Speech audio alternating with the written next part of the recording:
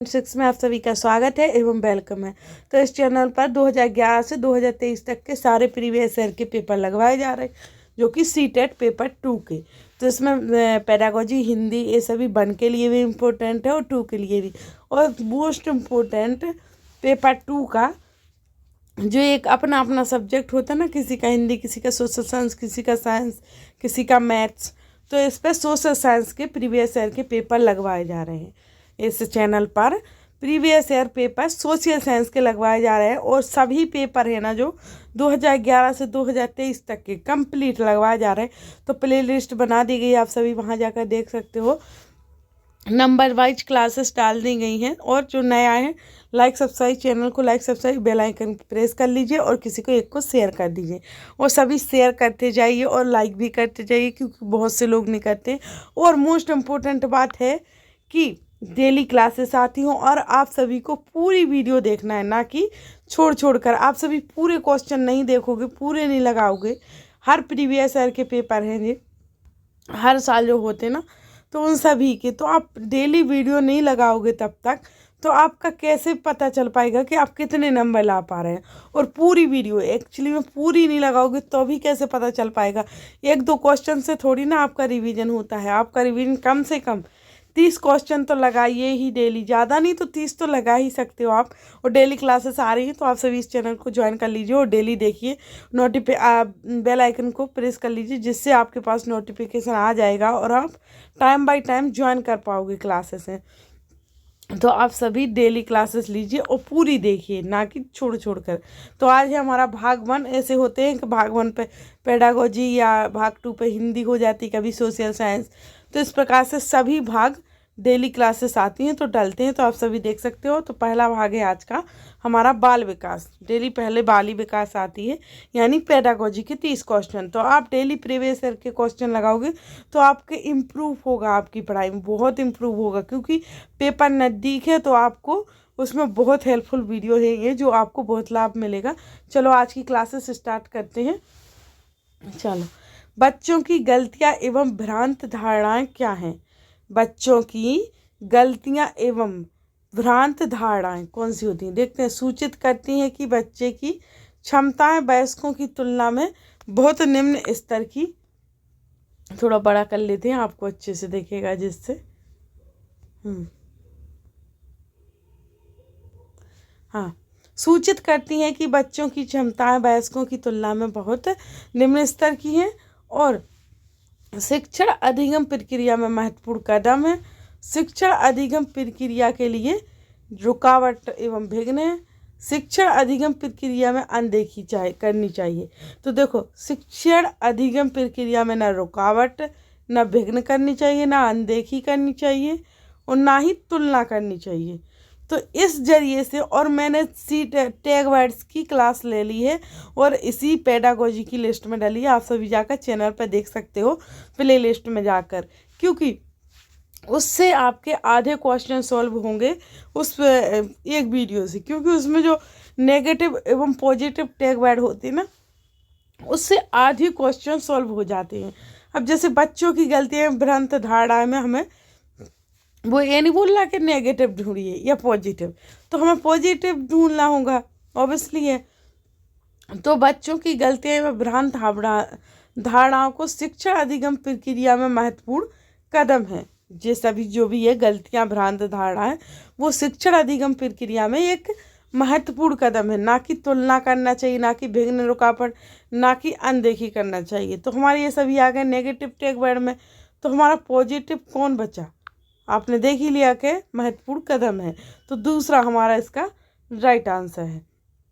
तो चलो आज दूसरा, संरचनात्मक ढांचे में बच्चे को किस रूप में देखा जाता है। तो देखते हैं संरचनात्मक ढांचे में बच्चे को किस रूप में देखा जाता है। तो एक समस्या समाधान करने वाला जीव वैज्ञानिक अन्वेषक के रूप में, लघु वयस्क के रूप में। लघु वयस्क को तो नहीं देखेंगे बच्चों का ढांचा, क्योंकि कहाँ बच्चा कहाँ लघु वयस्क, तो ये तो ज़्यादा हो जाएगा। और यहाँ लिखा तुलना में कम है, तुलना आ गया तो नेगेटिव पैड आ गया, ये हट गया हमारा दूसरा, ठीक है। फिर कोरी पटिया या खाली स्लेट, जिसके जीवन को अनुभव द्वारा पूर्ण रूप से आकार दिया जाता है। नहीं, ये तो नहीं है कि खाली प्लेट या कोरी। फिर है एक निष्क्रिय प्राणी जिसे अनुबंधन के द्वारा, सबसे गलत बात, निष्क्रिय नहीं हो सकता बच्चा, निष्क्रिय प्राणी नहीं है। तो सबसे तीनों ही ये नेगेटिव टैग वर्ड में आ गए। तो हमारा बच्चा कौन सा है कि बच्चे को हमेशा पॉजिटिवली देख रहा है, ना कि नेगेटिवली। कभी भी क्वेश्चन आए तो बच्चे को हमेशा पॉजिटिवली रूप से देखोगे तो आपके बहुत से क्वेश्चन सही में हो जाएंगे सॉल्व। तो एक समस्या समाधान करने वाला तथा विज्ञान एक अन्वेषक के रूप में देखना चाहिए, राइट, देखा जाता है। तो हमारा पहला आंसर इसका राइट है। फिर है दूसरा कि अपनी कक्षा में संयोगात्मक अधिगम का प्रयोग करते समय एक शिक्षक की भूमिका किस प्रकार की होती है। तो उस समूह का सहयोग करना जिसमें होनहार प्रतिभाशाली बच्चे हों। ऐसा तो नहीं है कि उस सहयोग को हम समूह को सहयोग करें जो होनहार हो और प्रतिभाशाली, उसको ही क्यों करें भाई, सभी को एक समान करते हैं हम। तो एक मूक दर्शन होना तथा बच्चे को जो करना चाहते उन्हें करने देना। नहीं, ये तो नहीं कि उन्हें जो करना चाहे करने देना, ये भी थोड़ा सही नहीं लग रहा। फिर कक्षा को छोड़ देना तथा बच्चों को स्वयं कार्य करने देना। स्वयं तो करने देना पर कक्षा को छोड़ देना, ये कहाँ का, ये तीनों नेगेटिव वर्ड है। फिर हमारा ये देखते हैं ये क्या निकलता, सहयोगात्मक होना तथा प्रत्येक समूह की निगरानी करना, राइट, ये हमारा सही है। जब तीनों नेगेटिव निकल आए तो सही ही होगा वैसे भी। तो शिक्षक की भूमिका यही होती है कि सहयोगात्मक होना तथा प्रत्येक समूह की निगरानी करना बच्चों के लिए। तो हमारा राइट एवं पॉजिटिवली आंसर फोर्थ है। फिर है लेव वाइगोत्स्की के अनुसार आधारभूत मानसिक क्षमताओं को मूल रूप से किसके द्वारा उच्चतर संज्ञानात्मक प्रक्रियाओं में बदला जाता है। तो अनुकूलन एवं संगठन पुरस्कार एवं दंड, सामाजिक परस्पर क्रिया, उद्दीपन, अनुबंधन, अनुक्रिया, संबंध। तो राइट है हमारा कि उच्चतर संज्ञानात्मक प्रक्रिया में बदला जाता है किसे, सामाजिक एवं परस्परिक क्रिया, सामाजिक एवं परस्पर क्रिया। तो राइट आंसर हो जाएगा हमारा कौन सा, तीसरा। फिर है निम्नलिखित कथनों में से कौन सा विकास एवं अधिगम के बीच संबंध को सही प्रकार से सूचित करता है। तो निम्नलिखित में से विकास एवं अधिगम के बीच संबंध को सही प्रकार से सूचित करता है हमारा, विकास एवं अधिगम अंतः संबंधित और अंतर्निर्भर होते हैं, विकास एवं अधिगम संबंधित नहीं होते हैं, अधिगम विकास का ध्यान किए बिना घटित होता है, अधिगम की दर विकास की दर से काफ़ी अधिक होती है। तो हमारे ये तीनों नेगेटिव में आ जाएंगे क्योंकि ये नहीं हो रहा पॉजिटिव। पहला ही है जो बीच विकास एवं अधिगम के बीच संबंध सही प्रकार से सूचित करता है, वो है पहला, विकास एवं अधिगम अंतः संबंधित और अंतर्निर्भर होते हैं। तो राइट हमारा पहला आंसर राइट है। और इस प्रकार से डिटेल्स में नहीं जाएंगे, अब हम जल्दी जल्दी क्वेश्चन करेंगे क्योंकि 30 क्वेश्चन है, थोड़ा टाइम हो जाएगा, इसलिए जल्दी करते हैं। क्योंकि डिटेल्स में तो आपने वैसे भी थ्योरी पढ़ी होगी, अगर थ्योरी नहीं पढ़ी है तो फिर हम क्या ही करेंगे, लेकिन थ्योरी तो पढ़ी ही होगी। तो इस प्रकार से आप क्वेश्चन आंसर पे ध्यान ज़्यादा दीजिए। तो पियाजे के अनुसार विशिष्ट मनोवैज्ञानिक संरचनाओं अनुभव सही अर्थ निकालने के लिए व्यवस्थित तरीकों को कहा जाता है। तो किस तरीके को, मानसिक मैप, मानसिक उपकरण, प्रतिमान और स्कीमा। तो पियाजे के अनुसार जो विशिष्ट मनोवैज्ञानिक संरचनाओं को क्या कहा जाता है, तो उन्हें कहा जाता है हमारा क्या, स्कीमा कहा जाता है अनुभव से सही अर्थ निकालने के व्यवस्थित तरीके को स्कीमा। तुम्हारा राइट आंसर हो जाएगा कौन सा, तीसरा। एक उचित प्रश्न सुझाव के द्वारा बच्चे की समझ को उस बिंदु से बहुत आगे ले जाया जा सकता है जिस पर वह अकेले पहुंच सकती है। निम्नलिखित में से कौन सी संरचना उपयुक्त कथन को प्रकाशित करती है। तो बुद्धि, समीपस्थ निकट विकास का क्षेत्र, सम्य धारण और संरक्षण। तो देखो जब वो बोल रहा कि सुझाव के द्वारा बच्चे की समझ को उस बिंदु से बहुत आगे ले जाया जा सकता है जिस पर अकेले पहुंच सकती है, तो वो समीपस्थ यानी ले जाना, समीप ही ले जाते ना, तो समीपस्थ निकट से यानी विकास का क्षेत्र। तो राइट आंसर है हमारा दूसरा। फिर है हमारा कि समाचार समाचार पत्रों से कहानियों एवं कथनों का चयन करना एवं प्रस्तुत करना जो पुरुष एवं महिलाओं दोनों को गैर परंपरागत भूमिकाओं में चित्रित करते हैं, निम्नलिखित में से किसके लिए प्रभावित रणनीति है? तो लैंगिक जेंडर रूढ़ियों का सामना करने के लिए, लैंगिक जेंडर पक्षपात को बढ़ाने के लिए, लैंगिक जेंडर स्थिरता को बढ़ाने के लिए एवं रूढ़िवादी लैंगिक जेंडर भूमिकाओं को प्रोत्साहन देने के लिए। तो राइट है हमारा जो भूमिकाओं में गैर परंपरा यानी दोनों पुरुष एवं महिला दोनों गैर परंपरागत भूमिकाओं में चित्रित करते हैं, निम्नलिखित में किसके लिए प्रभावी रणनीति है? तो वो है लैंगिक जेंडर रूढ़ियों का सामना करने के लिए। तो राइट हमारा पहला ही आंसर इसका राइट है। फिर है निम्नलिखित में से वर्णन को पढ़िए तथा कोहल वर्ग के नैतिक तर्क की अवस्था को पहचानिए। तो देखते हैं पढ़ के नैतिक तर्क की अवस्था को पहचानना है। तो अंतःकार के स्वचयनित नैतिक सिद्धांतों के द्वारा सही कार्य परिभाषित किया जाता है जो कानून एवं सामाजिक समझौते पर ध्यान दिए बिना संपूर्ण मानवता के लिए वैध होता है। तो इसका देखते हैं क्या बनना। सार्वभौम नैतिक सिद्धांत अभिन्यास, यंत्रीय उद्देश्य अभिन्यास, सामाजिक अनुबंधन अभिविन्यास, सामाजिक क्रम व्यवस्था अभिन्यास। तो इसका राइट हो जाएगा हमारा कि अंतःकरण के स्वचयनित नैतिक सिद्धांत के द्वारा सही कार्य को देखना है जो कि कानून सामाजिक समझौते पर ध्यान दिए बिना संपूर्ण मानवता के लिए देखो वैध होता है। देखो सबसे बड़ी बात, इतना सा क्वेश्चन हमारा पूरा आंसर बता रहा है कि वैध होता है जो कि हमारे लिए संपूर्ण मानवता के लिए। तो हमारा ये हो जाएगा सही सार्वभौम नैतिक सिद्धांत अभिन्यास, क्योंकि सभी के लिए तो सार्वभौम यानी पहला हमारा राइट आंसर है। ठीक है। फिर है निम्नलिखित में से कौन सा मूर्त संक्रियात्मक अवस्था के प्रमुख कौशलों में से एक है? निम्नलिखित में से कौन सा मूर्त संक्रियात्मक अवस्था के प्रमुख कौशलों में से एक है? तो द्वितीयक वर्तुल प्रतिक्रिया, सजीवात्मक चिंतन, सुरक्षित रखने की योग्यता, परिकल्पित निगमनात्मक तर्क। तो राइट है हमारा कि ये मूर्त संख्यात्मक अवस्था के जो प्रमुख कौशलों में से एक है वो है सुरक्षित रखने की योग्यता, यानी राइट आंसर है हमारा तीसरा। फिर है जीन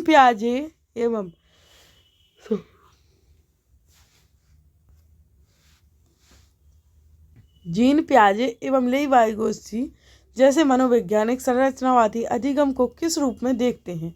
तो संक्रिय विनियोजन से अर्थ निर्माण की प्रक्रिया, कौशलों का अर्जन, प्रतिक्रियाओं का अनुबंधन, निष्क्रिय आवृत्तीय प्रक्रिया। तो राइट हो जाएगा हमारा कि जो संरचना मनोवैज्ञानिक संरचनावादी अधिगम को किस रूप में देखते हैं? तो वो देखते हैं संक्रिय नियोजन से अर्थ निर्माण की प्रक्रिया, यानी पहला हमारा इसका राइट आंसर है।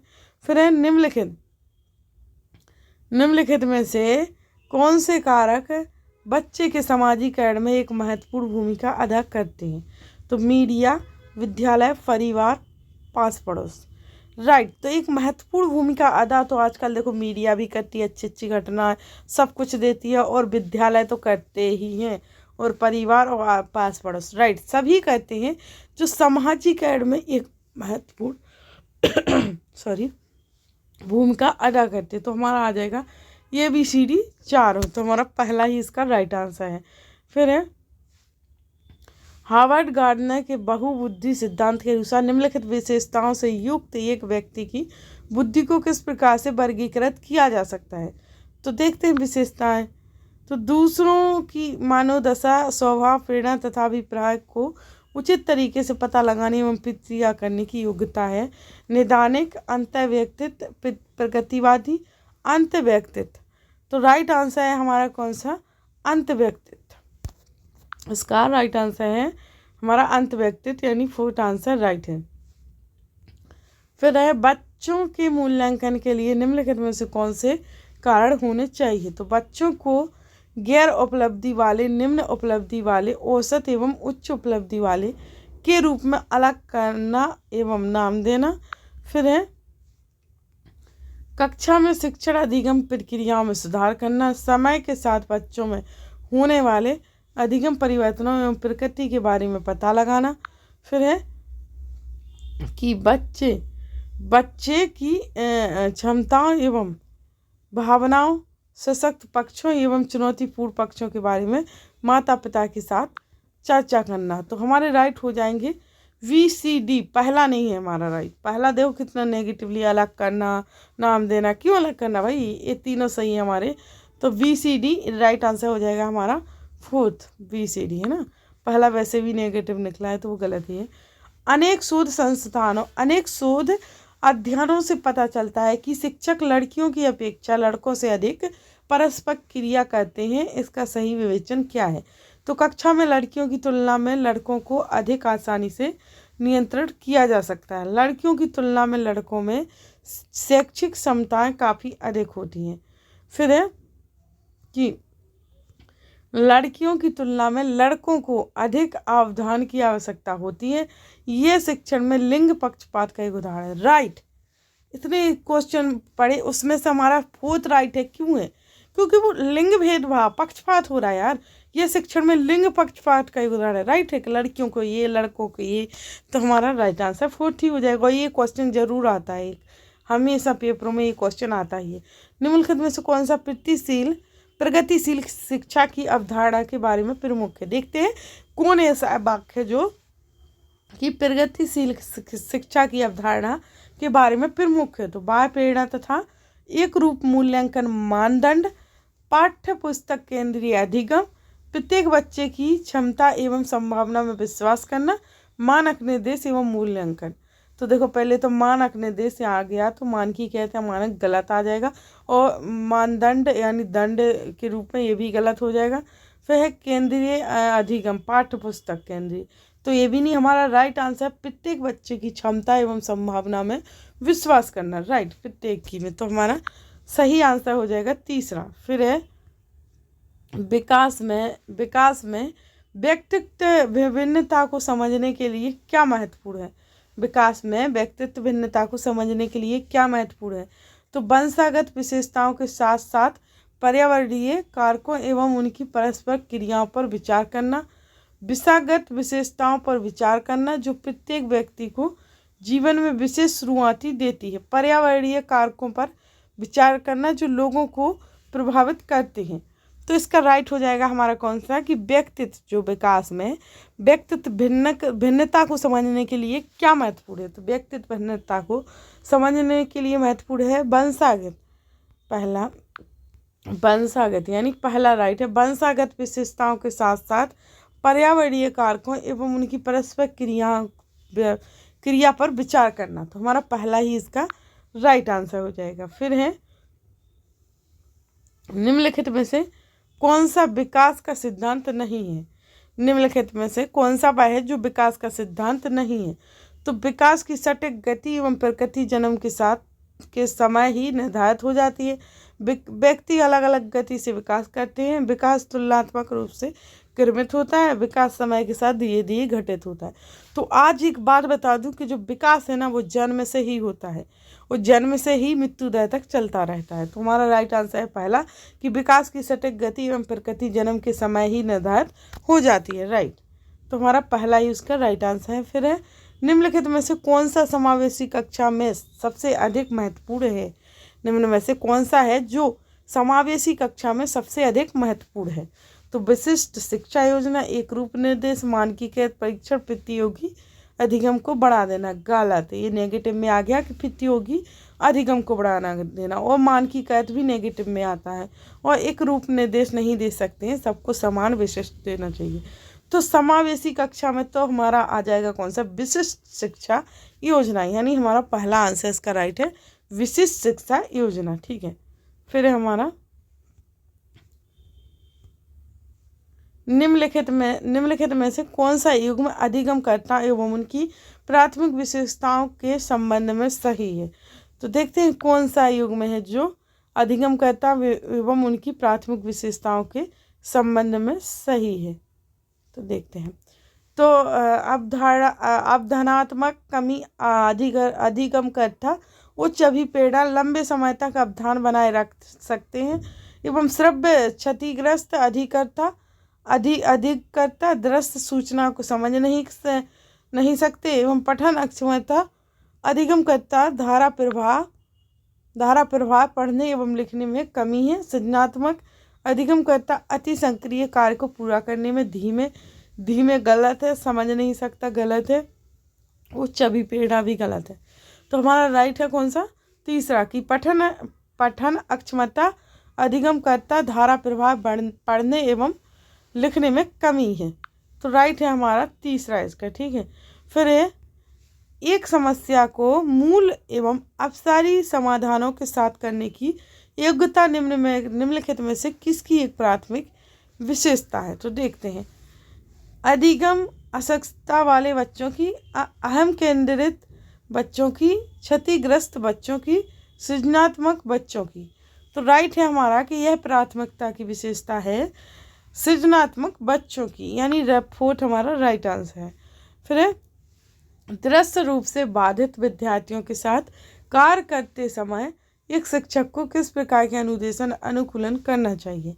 तो देखते हैं, दृश्य रूप से बाधित विद्यार्थियों को कार्य करते समय एक शिक्षक को किस प्रकार का अनुदेशन अनुकूलन करना चाहिए? तो अनेक प्रकार के लिखित कार्यों, विशेष रूप से वर्कशीटों पर ध्यान केंद्रित करना एवं स्पष्ट रूप से बोलना तथा छूकर महसूस करने वाली सामग्रियों का अधिक मात्रा में प्रयोग करना, कई प्रकार की दृश्य स्थितियों का प्रयोग करना, स्वयं अभिन्यास करना ताकि विद्यार्थी उसे ध्यान से देख सकें। तो राइट आंसर है हमारा कि जो शिक्षक को अनुदेशन अनुकूलन करना चाहिए तो वो होना चाहिए दूसरा, स्पष्ट रूप से बोलना चाहिए और छूकर महसूस करने वाली सामग्रियों का अधिक मात्रा में प्रयोग करना चाहिए। राइट, यही सबसे अच्छी अनुदेशन अनुकूलन क्रिया है। ठीक है, शिक्षक के लिए।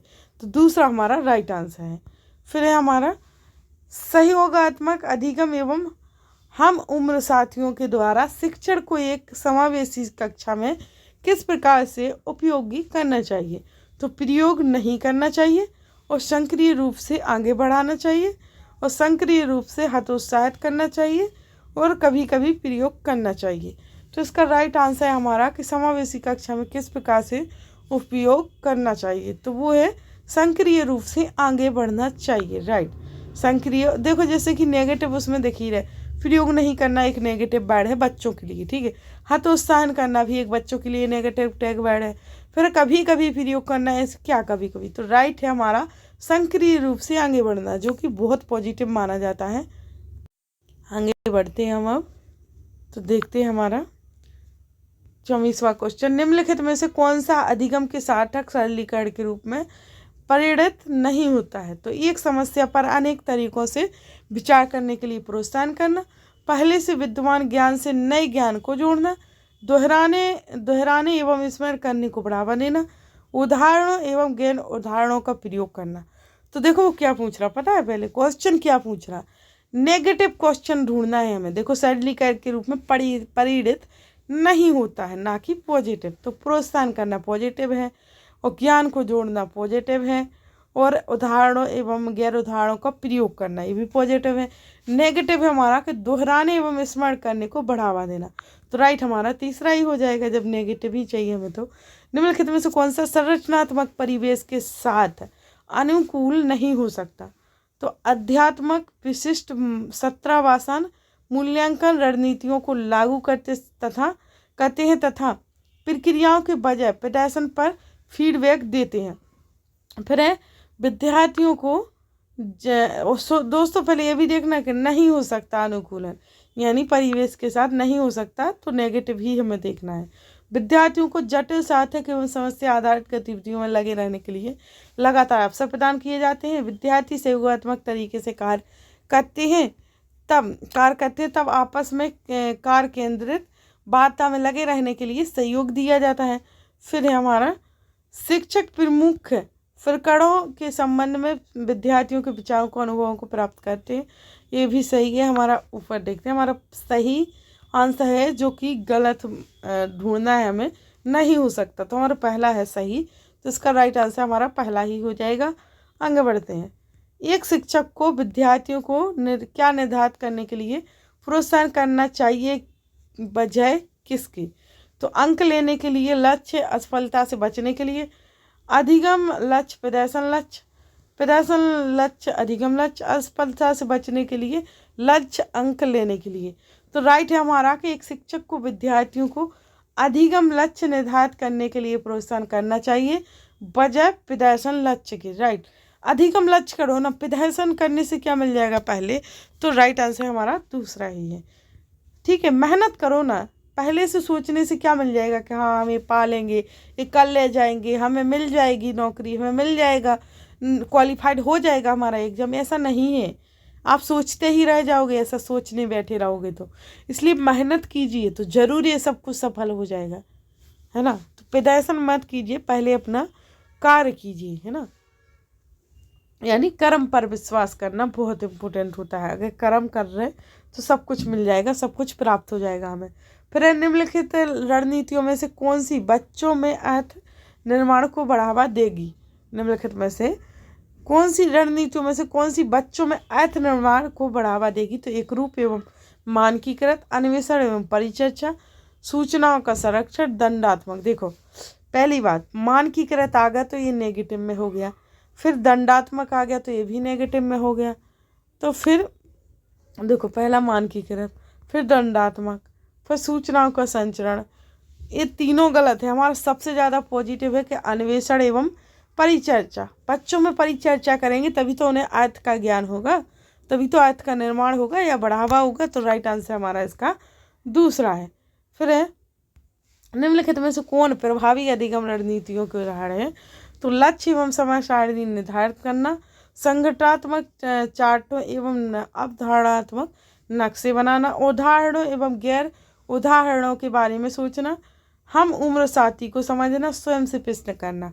तो जो प्रभावी जो है अधिगम रणनीतियों के उदाहरण हैं वो है ABCD, ना कि ई छोड़कर। स्वयं से प्रश्न करना अधिगम रणनीतियों के उदाहरण नहीं है। तो हमारा राइट है ABCD। तो हमारा आंसर हो जाएगा ABCD कौन में है? फोर्थ में। फोर्थ हमारा राइट आंसर है जिसमें ABCD। ठीक है, आगे बढ़ते हैं। निम्नलिखित में से कौन सा बाह्य अभिप्रेरणा का एक उदाहरण है? देखते हैं बाह्य अभिप्रेरणा का एक उदाहरण कौन सा है।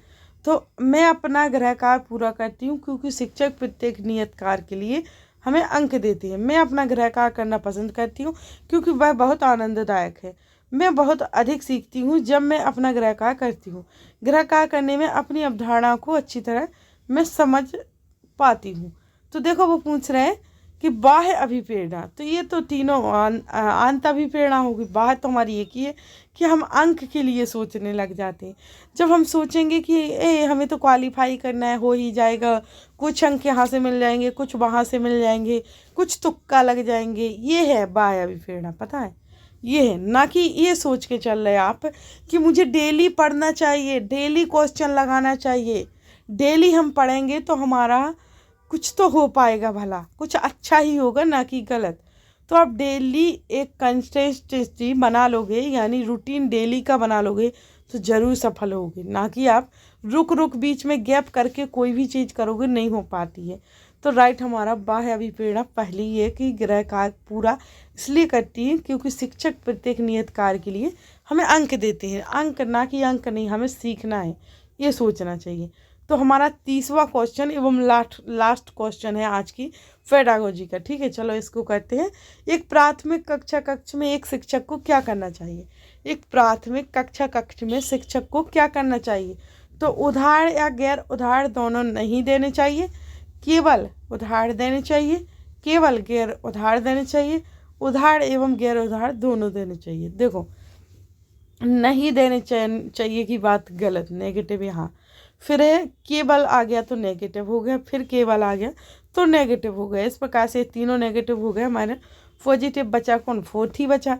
एक प्राथमिक कक्ष में शिक्षक को क्या करना चाहिए? तो उदाहरण एवं गैर उदाहरण दोनों देने चाहिए। राइट, तो हमारा इसका फोर्थ आंसर राइट है। तो इस प्रकार से आज की क्लासेस हमारी यहीं पर होती है, दी एंड। ठीक है, तो डेली क्लासेस आती हैं, प्लीज़ आप सभी डेली क्लासेस लीजिए और पूरे क्वेश्चन लगाइए, फुलफिल कीजिए, तभी आपको पता चल पाएगा कि आप अभी कितने पर अटके हो, कितना अचीव कर पा रहे हो, कितने नंबर ला पा रहे हो, ठीक है ना।